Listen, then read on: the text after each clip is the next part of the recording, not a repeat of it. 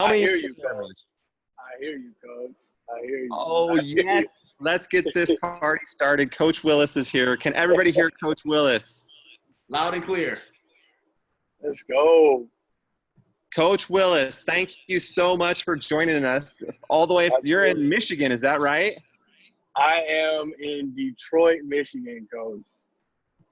Man, that's a long way from Portland, Oregon. So thank you for taking the time to join us. I'm out here in Oregon where it's still daylight even. So we appreciate you hopping on with us, Coach Willis, one of my favorite guys. We got some people that know you. Cameron Jones is watching in. Angela's watching. Obviously, we got the X Factor. X Factor. Here I am. Let's go. Let's go. Let's I'm go. in good old Northwest Indiana, too, so I'm not too far from you. Okay. Yeah, you're not too far away. No, I've never been out to Detroit, though. I heard. Is it happening out there? What's going on out there? I was taking my son back to his grandparents, so I'm not out like, living it up essentially. So no, so it's just a family and business trip, man, and I'll be back to Portland tomorrow. So we missed out on a heck of a putt game today, Coach Willis. We missed you a lot. We had it going. Hellstrom got it done again, man. Hellstrom beat me again. How many strokes? It was close. It was like a 2-stroke victory, and I couldn't get him back on that last 18th. But this is real putt golf. Like, it's out of bounds, and it's an extreme fun putt that we compete in. So, Coach Willis, one of the first reasons we connected was you're a walk-on in the Big East. So tell us a little bit. Obviously, my co-host, my main man over here is at DePaul as a walk-on in the Big East. Coach Willis, tell us a little bit about your experience as a walk-on and kind of break it down for us, kind of how you got the opportunity to be a walk-on.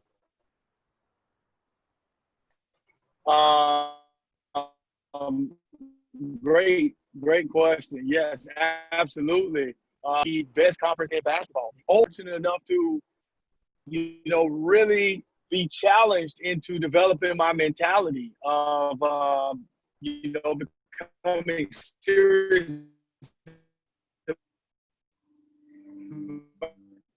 about being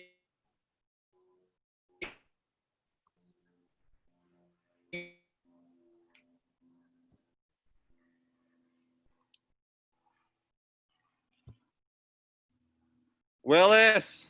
Coach John, we lost you, man. J-Dub.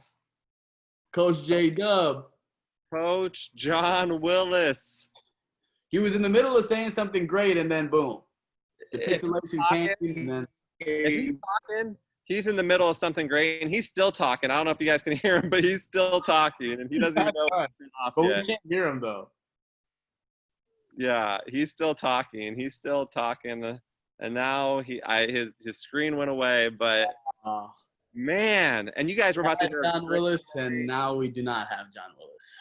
We had him. We had John Willis on the line. You guys all saw it. We're trying to do what we can. We're rolling with the punches. We're fighting through this. Everybody's got a plan until they get punched in the mouth, and we're fighting through it. So hopefully he's able to get back with us. If not, we're going to tell you our quote. Let's get you the quote. This one, Angela, we shared this one earlier on IG Live. Thank you for bringing it.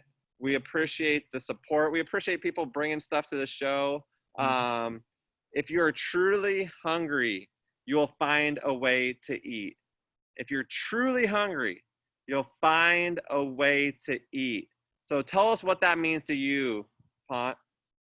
Man, well, this is exactly what it means to me, okay? There's a lot of people who say they're hungry, especially in our society today. People love to say that they're hungry for this, they're hungry for that, and forget about food. You know what I'm saying? I'm talking about goals. They say, I want to be a millionaire. They say, I want to do this. I want to accomplish that and that and that, right? I want to go to the NBA. And then the same people who are saying they want to go to the NBA are the same people who are messing around on the weekends, who are not putting in the extra work. So how are you going to say you're hungry? Like, if you tell me that you're hungry, I'm going to believe you at first, but then I'm going to hold you accountable, right? You said it. You said you were hungry. I didn't say it. You said it. So now you're telling me something, and then you're not following up on it, you're lying. So if you're really, really, truly hungry, you're going to find a way to go out there and get what's yours because you're hungry and you're going to get it. You'll find a way. Where there's a will, there's a way. And if you're hungry, you're not going to let anything get in your way. And I'll tell you what's even more important. If my daughter was hungry, I'm going to find a way to get her to eat. So that's where I think the mentality of if you're hungry, you're going to find a way. And if your offspring, if your child's hungry, you're going to even work even harder to find a way so that way they can eat. So that's what, Angela, we appreciate you bringing that. Coach Willis is trying to be readmitted while he's trying to get back in. Let's go over there to this guy. What do you got? I've got a killer quote for you guys today, and I hope you're ready for it because I'm really excited to share it. You are only confined by the barriers that you build yourself. Now, let's say I'm sitting right here in front of this fireplace, right? And I wanted to get up and walk to my front door. Who's going to stop me? Nobody's going to stop me. Is anybody behind me right now holding my hands behind my back, not letting me walk? Absolutely not. The reason that I can get up and walk over there is because I tell myself that I can. I'm not building barriers around myself, and I don't care if everybody in this Zoom right now tells me there's no way that you could do it. It doesn't matter. I'm still going to get over there, right? Because I believe in myself, I bet on myself, and I know that I can do it. That goes for everything. Everything that you want to accomplish. If people are telling you that you can't do it, what does that matter? Does that mean you can't do it? Absolutely not. There's doubters. There's haters. Haters are your biggest motivators. They're mine, at least. And I'm not going to let them build barriers around me, because when they build barriers around me, you know what that really is? You building barriers around yourself. And that is the worst thing that you could possibly do. Go out there and get accomplished what you want to get accomplished. Get accomplished what you want to get accomplished. Coach Willis, are you back with us? I am back with us, and I believe we shouldn't have any more issues. You're through Coach, it. I missed you, man. We missed you. We had you for just that. We got a little taste of you, just a little snippet, and then we lost you. All right, so I was saying I was in a 40-minute running clock game, 2 20-minute halves, and I scored 30 points. Now, a lot of people have never scored 30. What game this was? We didn't hear what game this was. Like I was playing in an intramural game. Okay. At the University of South Florida. And I was approached by a guy named Andy Christensen. He was an assistant coach for the women's team. And he asked me would I come practice with the girls. And I said yes, in exchange for time on the shooting machine, a pair of shoes, and a sweatsuit. I said yes. And I just happened to be in there. I believe it was like the 6th day that I was with them. And the men's coach happened to be walking through, and he stopped to tie his shoe, and he sat down and he watched me play. And then the next day I got a call from the men's department asking if I wanted to be on the men's team. So that is how I ended up making the squad on a Division I roster. Now, I'm going to echo the X Factor when he's talking about allowing people to put limitations on you. You got to understand that if people don't see themselves accomplishing something, they will put that on you, right? So it's like, because they don't see themselves being able to accomplish it, they will talk you out of your dream and your idea. And the truth is, it doesn't have to make sense to anybody else. It only has to make sense to you. It's your dream because you are willing to pay the price for it. If I have enough money then to buy a Maybach, that doesn't matter because I got the money to do it, right? So like I can write the check. So there are certain things in life that never go on sale. There are certain things in life that never go on sale. You know, it does go on sale sometimes, like Big Macs, right? They have like promotional items for whatever they're trying to sell at McDonald's this week. You know, it doesn't go on sale, or Aston Martin. It doesn't go on sale. You know what else doesn't go on sale? Your dream. It does not go on sale. That means if you want it, you're going to have to write a check and cash it with the Bank of Sweat Equity. The Bank of Sweat Equity. Coach, I am stealing that because that is awesome. And by the way, when you buy that Maybach, you better pick me up, man. I'm not too far away. I know you don't want to put miles on it from Detroit to Michigan City, Indiana, but come on, man. You got to pick me up. I got you. We'll ride. We will ride. But it's serious though. When you have to decide, you know, the beauty of this conversation is you have 3 guys on this line right now who have done something that people are only dreaming about. All 3 of us been on ESPN. All 3 of us. Most people don't know somebody else who's been physically on ESPN. All 3 of us have. All 3 of us have beaten the odds and done something that a lot of people don't get a chance to do, and that's play basketball at a high level. And to be honest with you, I had to work really hard to be the worst player on the team. That's a lesson, though. Just because you work hard doesn't mean you're going to be the best player, right? Just sometimes people think, oh, if I work hard, I'm going to be the best player. You know what? Working hard is a given when it comes to achieving your dream. And especially when we talk about college basketball, there's no option. What's the alternative of working hard is what? Being lazy? You're not going to be lazy and be on a Division I roster. You're not going to be lazy and be on anybody's roster. Right? So you have to work hard. You have to sacrifice. And I'm sorry, but if you're going to achieve the goals that you have, you got to commit to it. And again, I love the word commitment because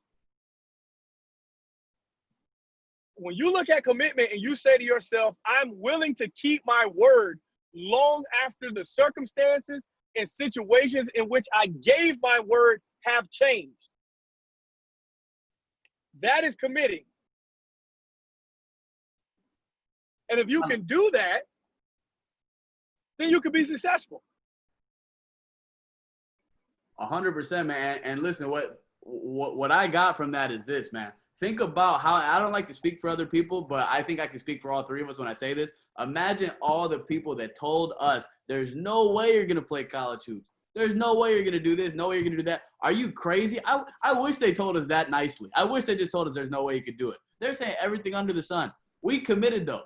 I know I was there, and I know to get to where both of you got, that you were there too, in that gym every single day. Shooting, dribbling, whatever, lifting weights every single day, man. All my friends were out doing other stuff. I'm sure it was probably a similar situation for you. You want to be out there doing this and that, yeah, whatever. Nah. We're in the gym, and that's why we got to the position that we put ourselves in, man. All straight up commitment and hard work, and that's it. That's the secret to success. Everybody asks about the formula, man. That's the formula, man. Get out there and work. Do it. That's it. You set a goal, and you got to go. And I think also, achieving your goal is a lot like winning a championship as a team. And see, I don't believe that you just luck up and you win a title. I think you have to win along the way. Okay. So for example, if let's say in the course of a basketball season, let's say you're in somebody's preseason tournament and then you're in some sort of holiday or Christmas Day type event, right? And then you have a regular conference season, and then you have a conference tournament, right? And then you have, this NCAA tournament. So I don't think you just luck up and win the NCAA tournament. I think you need to win that preseason event.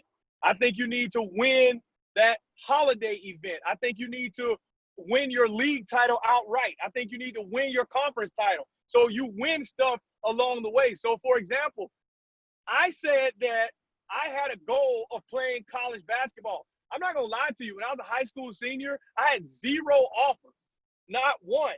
And in fact, my high school coach, who he's gone on to be with the Lord, but he said to us in a meeting, he was like, I'm only surprised that, more schools aren't calling about Gibby, who was our point guard at the time, right? And I was insulted. I was a little butthurt, right?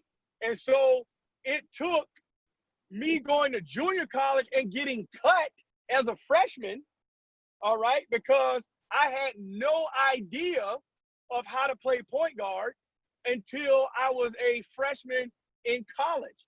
And you know what? I take pride at 36 in handling the ball. Like right now today, you're not going to take the ball from me. Absolutely not. Not today. So what I'm saying is part of that winning along the way was academically. I got my grades higher than they had ever been before. Okay, in my time in junior college, I got an academic scholarship to go to the University of South Florida.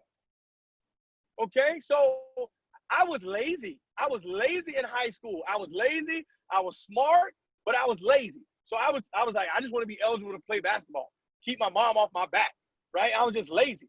So I got it into gear in junior college, got my GPA up.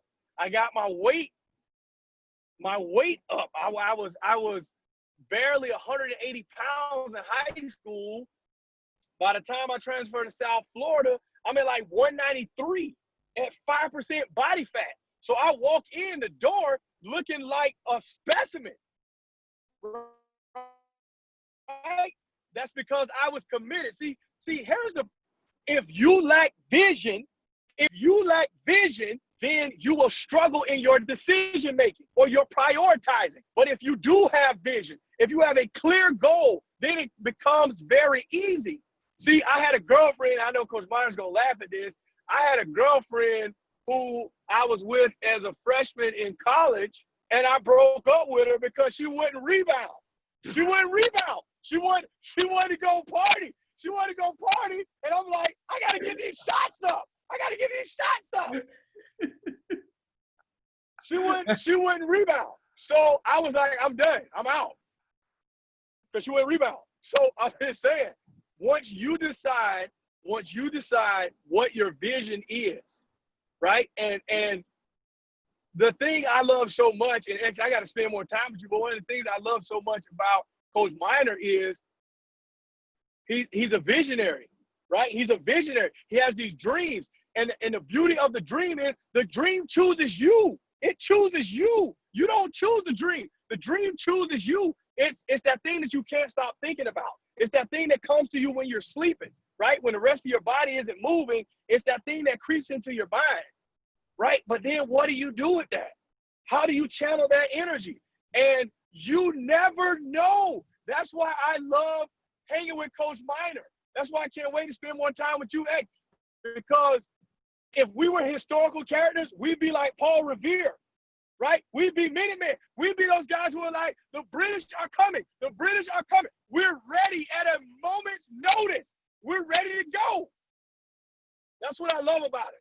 And that is something that is unique to the walk-on fraternity. Everybody can't do it. So people don't get it.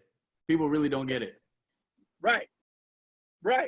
And that's the beauty. To me, that's the beauty of it, you know, because a lot of people are like, oh, yeah, you went there? Yeah. And I walked on. Like, hands down, the hardest thing I've done in my life. Hands down, the hardest thing I've done in my life. But I wouldn't trade it for the world. It's not at all easy to be good. If it was easy to be good, everybody would be good. I'd be a whole lot better than I am. But it's not easy to be good. No, it's not. Tell us about how you got out here to Oregon, John. Tell us about how you got your first coaching job at the college level. Ooh, okay. I was a high school teacher at Yulee High School. Shout out to the Hornets. Shout out to Derrick Henry with a $50 million contract. He was my student aide as a high school senior. No, I'm not going to see a dime of that $50 million, but I'm just happy for him. Really a big cheerleader. So I took all my vacation days and went to went to Dallas, Texas to the Final Four. And while there, I was dressed to the nines. I had my Stacy's on, Stacey Adams. I had my Stacy's on and my, and I was suited and booted, had my tie on, looking sharp like a young Brent Minor would on conference night. And so I met a guy named Kip Ione, and he's the head coach at Willamette. And I had already made a video 2 years prior auditioning to be an assistant coach, because I'm like, well, what will make me stand out differently? I don't want to just have a paper resume. So I had a video on YouTube, and he Googled me and he saw that video, and he asked me, you know, what do I run against zone? And I started diagramming with sugar packets and a salt and pepper shaker. And that led to, you know, more conversation. And, you know, and that's how I got offered a job at 2:30 in the morning at IHOP. Your preparation got you paid. Your preparation Absolutely. got you where you want to be. Imagine if he asked you, what are you going to run against his own? And you said, I don't know. I don't know. I don't know. What are you going to run against his own? Like, you know, you wouldn't be where you are. I tell you this, and I'm going to go ahead and make this announcement. I don't know who knows, but I have a new title, and that is head coach at the South Puget Sound Community College in Olympia, Washington. And it's funny how you say your preparation got you paid, because I got a head coaching job with 6 returners on the roster. If I had not been recruiting guys, I'd be stuck. But because I've recruited, because I've developed relationships with guys, you know, in the last 7 days, I've had 7 kids commit to coming to play with me. You know, so you're absolutely right when you say your preparation gets you paid. Oh, you're 100% right. No, there's no doubt about that. And you know, I've studied, I've put the time in, and you know what? You know how they say to us, you know, while you're sitting on the couch, somebody's out there working, right? You know how people say that while you're sitting around, somebody's out there getting better, right? Well, I'm somebody. I'm that somebody. While you're sitting around, I'm out there getting better. So you better be ready, because I'm the competition. You just need to know that. I love that, man. That relationship building. Coach, absolutely. 100%. Well, I'm so excited. 100%. So excited for you. People giving you shout outs. I don't know if you can see them, John, but people are giving you ovations, clapping for you. Angela and James. Appreciate and Cameron Jones is stoked. He just popped in, showing his face a little bit. Caleb's clapping. Everybody's pumped up, man. Congratulations, head college basketball coach John Willis. Right? Man, I mean, how many million people are there in Washington? A lot. Like, at least like 5 million people in Washington. There are only 24 of them are head coaches. That's huge, man. Congratulations. This is like, that's one of the biggest milestones that a coach can hit, man. So that's really amazing. Like, congratulations for real, from the bottom of my heart. Absolutely. And you know what though, Coach? It's not just me though. It's not just me. It's everybody I've worked with, man.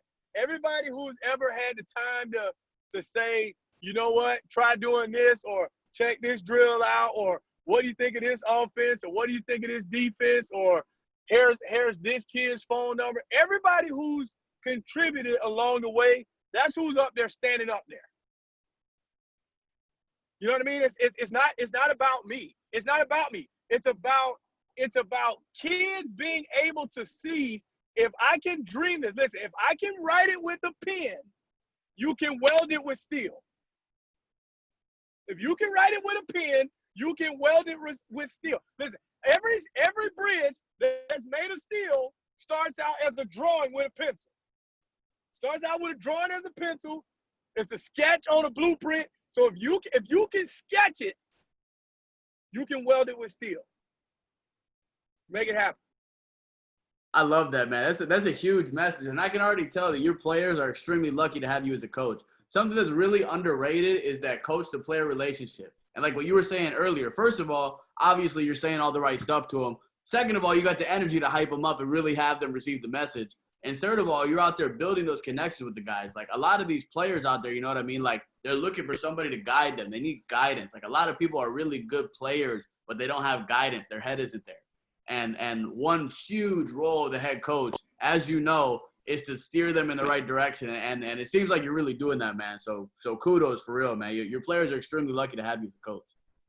Appreciate that. I appreciate it, baby. I'm stoked to have him out of my conference because Coach Willis was at our rival school, and he'll say, "How's a rival? We beat you every time we played you."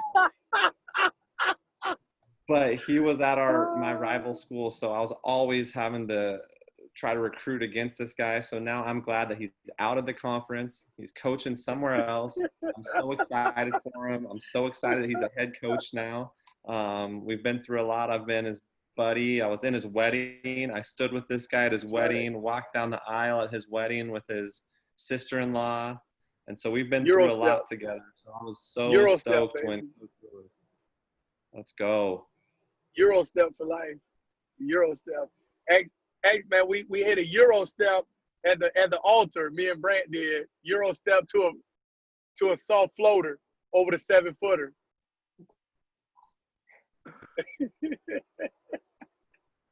But the post video. Check the tape. Cameron Jones is wanted to make sure he's dropping congrats, coach, in there to you. Thank you, Cam. Let's let Cameron Jones say something here. Cameron, we're going to unmute you. If you want to say congratulations to Coach Willis, you know him well. Congrats, Coach Willis. Really excited for you. Is Coach Willis still on here? Yeah, I'm here. Yeah, congrats. I mean, I went from Coach Willis to Coach Minor in 1 year, so that was quite crazy. But, congrats. So we had a good time together. For those that don't know, Cameron Jones played at Infield for Coach Willis. Before I knew Cameron, he decided to come to Pacific. Not like I recruited him away, but he wanted to come. And he made a good choice because we're going to beat them twice next year without Coach Willis on the sideline. Hey, man, it was tough losing a couple times to y'all, but last year at Linfield, I was feeling really good at halftime. I'm not going to lie. Yeah, we it's still, deep down though, X, I wish, X, you get to be on the camera on TV, man, but, we got this thing called the purple rain, baby. That purple rain. That purple rain like Prince. And when that Prince come on, it's all about the purple rain. So good luck to the Boxers this year. I'll be pulling for them almost every night. Fair enough. I'll take it. I just want a good game. That's all. I just want a good game. Take it for sure. Oliver Fisher's in the house. What's up, Oliver? Fish. Thanks for the kind words there, Angela. Really appreciate that. Really excited to see what Abby's able to do. Really looking forward to seeing where she ends up getting to play college basketball. Right? Yeah. Melo or D Wade, John? Ooh. D Wade, come on now. I'm going Melo. You're going Melo? I'm gonna tell you why. I'm gonna tell you why. I'm gonna tell you why. You tell me. I'm gonna give you two other guys. All right. Two other guys. Dwayne Wade does have titles, right? No argument there. But Dwayne Wade got titles playing with Shaq and with LeBron James. And Carmelo has never had a teammate the caliber of Shaq or LeBron. It's my whole argument. I will agree with that, but you got to give him at least You got to put that first title that he got when he was dogging everybody in the finals. You got to give him credit for that, man. Come on. At least the first one. You can give the second two to LeBron, I guess. But that first one, man, that's D-Wade. But with Shaq, though, Shaq was killing. I mean, I'm not going to say Shaq wasn't killing. Shaq was killing, but D-Wade was averaging like 33. Yeah, he was playing well. He was playing well. He was. Now, I like D-Wade. I'm just saying, I just think Melo has done more with less. That's all I'm saying. I mean, it's impossible to disagree with that. He definitely did more with less. But at the end of the day, man, when you put them together, man, side by side, I don't know. I just don't know. Okay. I'm not mad at that. I'm not mad at that. What else? Who else we got? Who's next? Who else has got one? Throw out some trivia there. I like the player comparisons. There we go. I got one for you. Let's hear it. I got one for you, X. Okay. Wade or Ginobili? Wade or Ginobili? Come on. Wade. D-Wade. D-Wade, right? I mean, Ginobili's got a ring. How many rings does Ginobili have? By the way, Ginobili has ring 5. Yeah, I was going to say he's got more than D-Wade for sure. Manu Ginobili was never the best player on his team ever. He beat the USA in the Olympics. That's the Olympics. With Luis Scola. With Scola, baby. Yeah, Luis Scola. Yeah, Luis Scola. Even Luis Team Scola. Elijah Wan or Shaquille O'Neal? Ooh. Shaq. I got to go Shaq.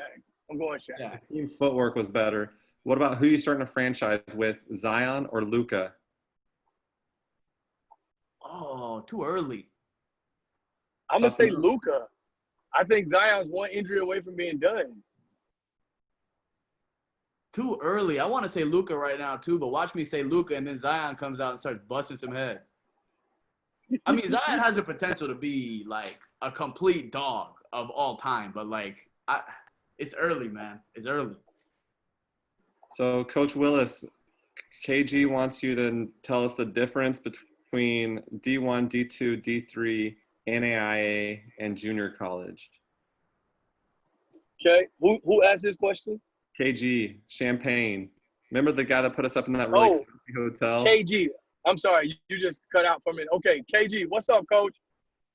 So I'll answer that question a couple different ways, okay? So from a basketball perspective, from D3 to D1, it's usually like 6.5 to 7 inches of vert and like 4 to 5 inches of height. So, for example, in our conference in D3, a post guy could be like 6'6", right?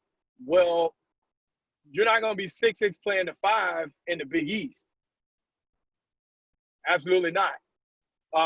We have, if you're a 6'2" shooting guard, that's a big guard in our league in the NWC, right? Well, there's shooting guards who are like 6'6" in Division I. So I think from a talent standpoint, like NAIA, you get a wide range of talent.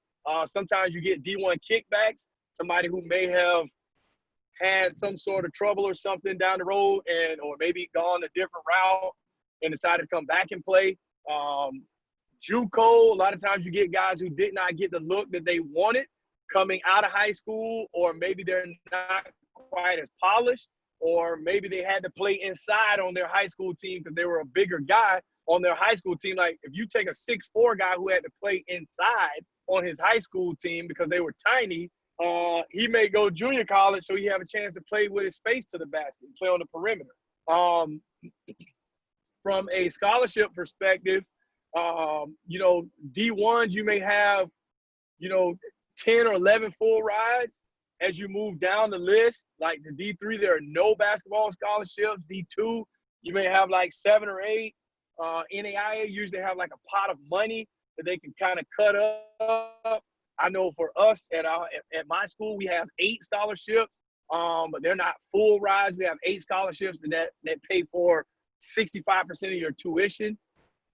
So just depending on the level that you go to, there are different governing bodies. There are different rules. Like the admissions criteria for Division III is more academic based. Coaching D3, recruiting D3, I'm like, man, I need a guy who has like a 3.7, who can afford like $21,000 out of pocket, and I hope he's a basketball player third. And that's not necessarily the case at other levels. So I do think that there's somebody somewhere for everybody to play, but the key is finding what's the best spot for yourself. Well answered there. Good answer. KG, if you got any follow-up, feel free to jump on there, follow up. While we're doing that, Vince Carter or Tracy McGrady, who are you taking? Vince Carter. It's not fair for me to answer that because I didn't watch them in their primes, but I would say Vince Carter, though. But I'm not the guy to ask the question to. I got to go with him just off of the durability alone. Man, this guy played. This guy played forever. I thought this guy was never going to retire. 20-some years, right? Was it like 3 decades that he played in? This guy played in the 90s. Or what was it? What did he play in the thousands, 2010s, and 2020s, I think? 3 decades. That's right. Yeah. But I think he came in at like 98 or 99, though. Like, he was James was saying he played in 4. And 4 decades? Like 99, the 2000s, the 2010s, and the 2020s. That's 4. crazy. Dude, that is crazy. How do you do that? And did you see what he was doing this year, too? Like, he's still dunking and everything. Oh, I know. Dude's like 43 or something, 42. I don't know. He has to be in his 40s, right? He's got to be in his 40s, yeah. He's got to be in his 40s. Yeah, he's got to be in his 40s. Athletic, man. That's amazing. And good for him. And he got paid. He got paid. Over that time period, he got paid. So he did everything that you could possibly want out of an NBA career. Except for he doesn't have any rings, does he? I do not believe so. I don't believe so. Now he's a guy who, he didn't go ring chasing. Mm-mm. Some guys do. Some guys, I'm sure there were times in his career where he could have taken whatever, less of a pay, less money to go team up with whomever, right? And be like an elder statesman, but he didn't. I just feel like he was always on developmental teams. You know what I mean? Like, are you taking? This is a question for both of you. Are you taking rings or payday? Ring or payday? If you're going to the league. Ooh. And I'm talking about like a significant payday. If it's a significant payday, I think I'd probably rather get paid and provide for future generations for my family than chase a ring and take a huge pay cut. If it's comparable, obviously I'd rather win, especially if I've already made millions and millions. But if it's a drastic difference, I'm taking the money. So James says you'll be forever remembered with the ring. But if you have enough payday, you could. Oliver says rings because that'll set you up for another big payday. But, well, hey, we can open it up. Let's finish this up, and then we can stop recording, and then we can open it up, and people can ask questions. We can kind of have a little interaction. So, good show tonight. Really enjoyed the live. That was fun. I know a lot of people on this Zoom were on the live too. So thank you guys for joining. Thanks for interacting. Really appreciate all the support. Appreciate everyone watching. And if you're gonna walk on. Kind of got it. That's right, baby. Kind of got it. I think we kind of got it this time. The live was a little bit tight, but we got it here though. If you're gonna walk on. I love it. That's nice, right? That's what the podcast is all about, man. Good vibes, That's positivity, dope. walk-ons. That's All dope. right. I'm gonna end it and then we can open it up. I'll unmute everybody and we can all talk.